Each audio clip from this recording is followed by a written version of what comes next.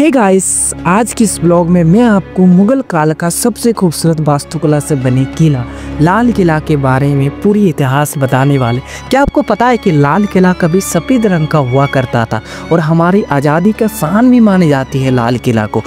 इससे किसने बनाया था, कब बनाया था, अभी प्रेजेंट टाइम में इसकी स्थिति कैसे है, सब कुछ इस वीडियो में बात करने वाले हैं गाइस। तो आप लोग ब्लॉग में कंटिन्यू बने रहिए। दिल्ली का लाल किला ना ही केवल वास्तुकला का एक अभूतपूर्व नमूना है, बल्कि भारतीय इतिहास का कुछ अहम घटनाओं का भी यहाँ पे गवाह है। सन 1627 ईस्वी में मुगल के 5वें बादशाह शाहजहां जब तख्त पर बैठा था तो उस टाइम देश में अमन और शांति हुआ करते थे। शाहजहां ऐसे तो बड़ी बड़ी इमारतें बनाने का बहुत ज़्यादा शौक था और शाहजहां जब तख्त पर बैठा था तो उसका राजधानी आगरा हुआ करता था। लेकिन आगरा की बढ़ती हुई गर्मी को देखते हुए शाहजहां का मन हुआ कि उसका राजधानी दिल्ली को स्थानांतरित किया जाए। इसी कारण से उसने दिल्ली में एक इमारतें बनाने का सोचा। काफ़ी सोच विचार के बाद शाहजहां ने तालकोटारा बाग और रायसेना पहाड़ी का चुनाव किया गया। लेकिन बादशाह के दो नामी कारीगर उत्साद अहमद और उत्साद अहमद लाहौरी ने यमुना के किनारे खाली मैदान को इमारतें बनाने का सबसे सही जगह चुना और उसी समय से 1639 ईस्वी से लाल किला की नींव रखी गई और 9 साल की कड़ी मेहनत के बाद आलीशान लाल किला बनके तैयार हो गया था। जब लाल किला बन रहा था तो उस टाइम शाहजहां काबुल में थे और जैसे ही उसको पता चला कि लाल किला बन गया तो वहाँ दिल्ली पहुँच गए और लाल किला में पहली बार शाहजहां ने दरिया दरवाजे में से प्रवेश किया था। किले के मुख्यतः 5 दरवाजे हैं और पांचों दरवाजे काफ़ी विशाल आकार के हैं। किले के दक्षिणी छोर में दिल्ली का दरवाज़ा जो कि जामा मस्जिद की तरफ है और इसी दरवाजे से होके बादशाह नमाज पढ़ने जाया करते थे। किले का मुख्य दरवाज़ा लाहौरी दरवाज़ा है और इसे लाहौरी नाम इसलिए पड़ा क्योंकि इसका फेस डायरेक्शन लाहौर की तरफ है। इसी कारण से इस दरवाजे का नाम लाहौर पड़ा।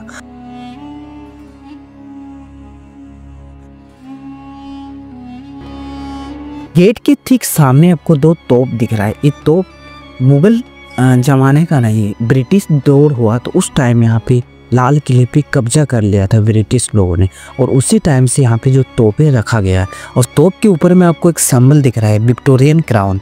ये विक्टोरियन क्राउन का सिंबल है और ये सारे चेंज हो गए। जब ब्रिटिश दौर हुआ तो सारे कुछ यहाँ पे चेंज हो गए। पहले यहाँ पे वुडन का यहाँ पे दरवाज़ा था, लेकिन जैसे ब्रिटिश दौर हुआ तो यहाँ पे लोहे का दरवाज़ा लगाए थे और लाहौरी गेट के ठीक ऊपर में हमारे देश का झंडा फहराया गया था 15 अगस्त 1947 को देश के पहले प्रधानमंत्री पंडित जवाहरलाल नेहरू ने।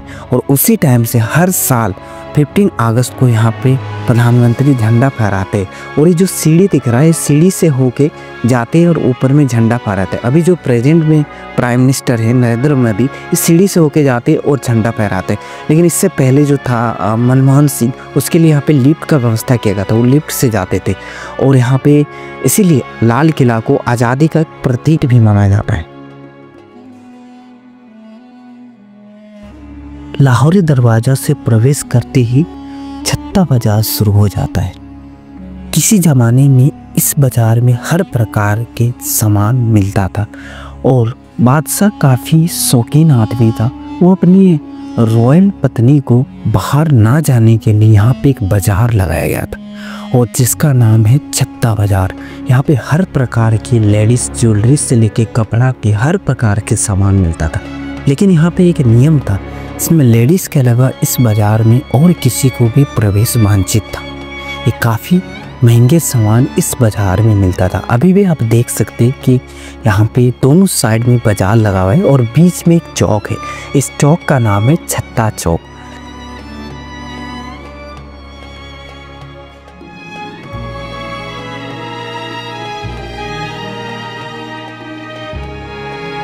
छत्ता बाजार से निकलते ही ठीक सामने आपको यहाँ पे एक बड़ा सा गार्डन दिखेगा। मुगल के जो एम्पायर होते थे अपने इमारतें अपने किले में हर एक किले में अपना बाग बनाते, 4 बाग का थीम रहता था।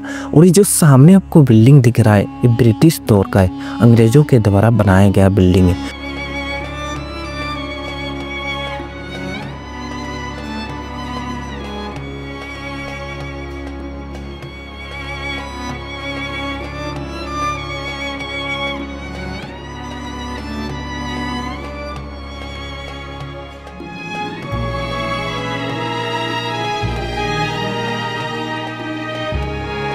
छत्ता चौक से जैसे बाहर निकलेगा तो नक्कर खाना नजर आता है। नक्कर खाना उस जमाने में हर इमारत या हर किले में बनाया जाता था। जैसे आज के ज़माने में डोर वेल होता था, उस टाइम में नक्कर खाना होता था।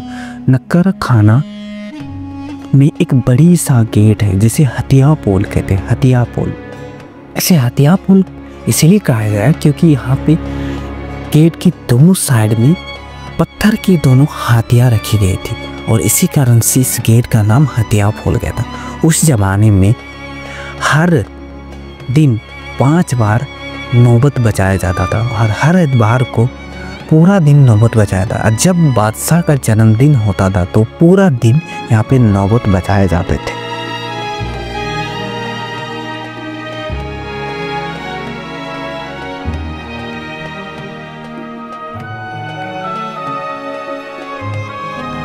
नौबत खाना के ठीक सामने नजर आता है दीवानी आम। दीवानी आम एक ऐसा महल हुआ करता था जिसमें आम जनता अपनी समस्या को लेके बादशाह से डायरेक्ट मिल सकते थे। दीवानी आम उस जमाने का बेहद ही खूबसूरत महल हुआ करता था। कीमती कश्मीरी कालीन से सजावट, ऐसी सजावट जो दुनिया में कहीं और ना मिले। दीवानी आम की दीवार के पीछे बाग बगीचा से सजी हुई संगमरमर की सजावट जो काफ़ी कमाल की थी। दीवानी आम में एक सिंहासन था जिसमें बादशाह बैठते थे। इस सिंहासन पूरी तरह संगमरमर की बनी हुई थी और इसके नीचे 2 तख्ते थे जिसमें वजीर खड़े होते थे और वजीर बादशाह से निवेदन भी करते थे। दीवानी आम एक बहुत ही बेहतरीन महल हुआ करता था उस जमाने में। दीवाने आम से नदी की ओर रास्ता में है दीवानी खास, मोती मस्जिद और शाहजहां का निजी कक्ष भी था। दीवानी खास एक ऐसी इमारत जो पूरी तरह से संगमरमर की बनी हुई है। कहा जाता है कि दीवानी खास एक जमाने में यहाँ पे उसकी छत पूरी तरह मोतियों से सजी हुई थी। दीवानी खास के बीचों बीच में एक नहर बहती है जिसे नहर बहसत कहते हैं। नहर बहसत उस जमाने में मकान को ठंडा रखने के लिए यहाँ पे नहर बहती थी जिससे पानी आते थे और पूरा मकान ठंडा रहता था। दीवानी खास वही जगह है जहाँ पर तख्त-ए-ताउज रखा जाता था एक चबूतरे में। तख्त-ए-ताउज उस जमाने की सबसे बड़ी कीमत होती थी। उस जमाने में भी इसकी कीमत करोड़ों में बताई गई थी। दीवानी खास वही जगह है जहाँ पे बादशाह को नादिर शाह से धोखा मिला था। नादिर शाह ईरान के बादशाह थे और वह उसी दीवानी खास में पहली बार बादशाह से मिले थे और धोखे से बादशाह का पगड़ी बदल लिया था जिससे उसका कोहिनूर भी चुराया था, पूरा दिल्ली को भी लूटा था और साथ में सबसे कीमती चीज़ तख्त-ए-ताउज भी अपने साथ ले गया था।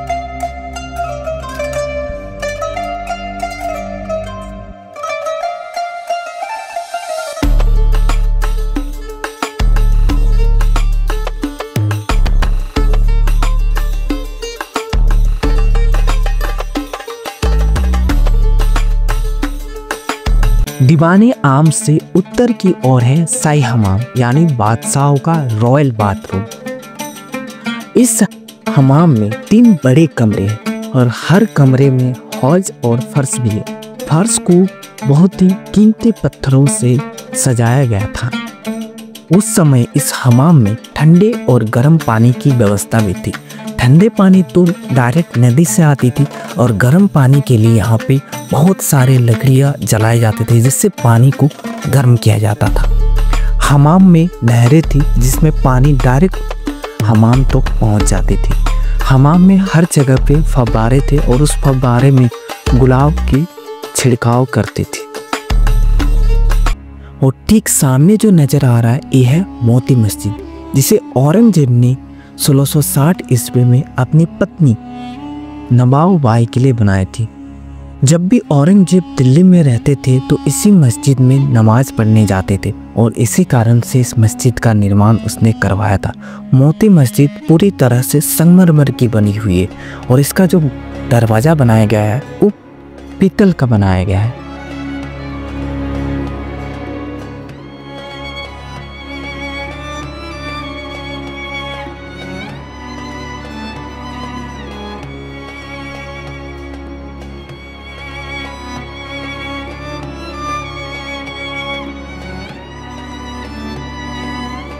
किला यमुना नदी के ठीक पीछे ही था और बादशाह ने यमुना नदी के पानी का इस्तेमाल बहुत ही बेहतरीन तरीके से किया।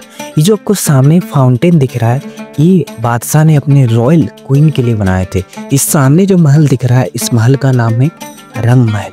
रंग महल बादशाह ने अपने क्वीन के लिए बनाए थे और ये जो फाउंटेन सारे दिख रहे हैं, ये भी उसने अपनी क्वीन के लिए बनाए थे, ताकि जब भी उसके क्वीन बाहर आए तो उसको गर्मी का एहसास ना हो, उसको ठंडक लगे।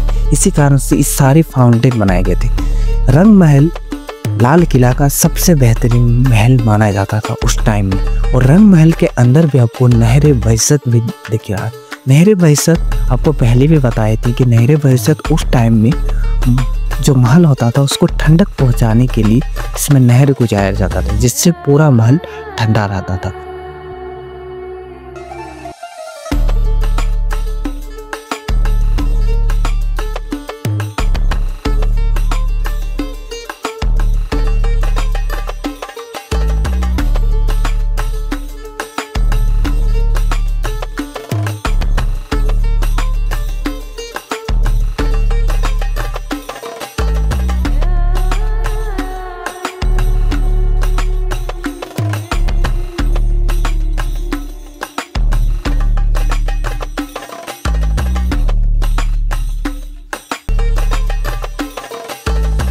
ये जो दरवाजा दिख रहा है ना, इसी दरवाजे से पहली बार लाल किले में शाहजहां दाखिल हुए थे और इसी गेट से आखिरी जो बादशाह था बहादुर शाह जफर, जब अंग्रेज ने इस किले पे कब्जा कर लिया था तो अपने फैमिली के साथ इसी दरवाजे से बाहर भी निकला था।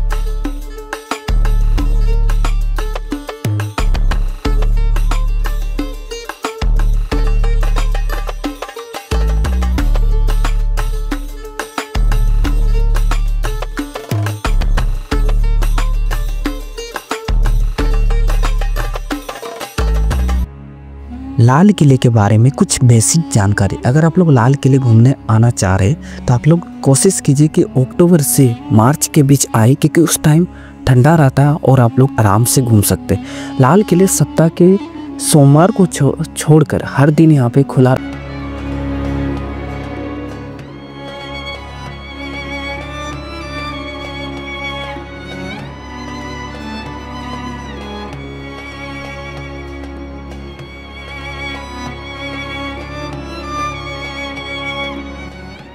इसका जो टाइमिंग हो जाता है, सुबह के 9:30 बजे खुल जाता है और शाम के 4:30 बजे तक खुली रहती है। लाल किले का सबसे नज़दीकी मेट्रो स्टेशन है चांदनी चौक मेट्रो स्टेशन और लाल किले सुभाष चंद्र मार्ग के चांदनी चौक के ठीक सामने स्थित है। इसका जो प्रवेश शुल्क हो जाता है वो भारतीय के लिए 35 रुपीज़ और विदेशी है तो उसके लिए 500 रुपये लगता है।